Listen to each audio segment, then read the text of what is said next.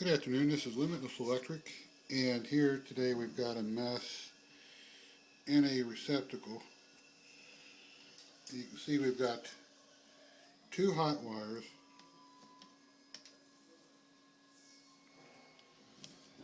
I get my meter on.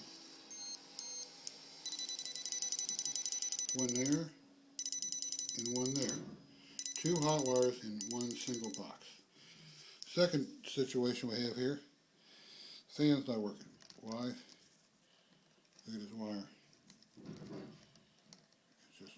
It's not even touching. It's just loose inside this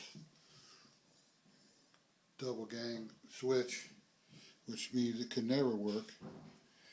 Whoever did this before put tape around everything, easily to catch on fire, and then there's bolts left inside the box. We're going to clean it all up, cap off one of the hots, make the fan and the light work, and that'll be it. We'll get back with you when I get that done.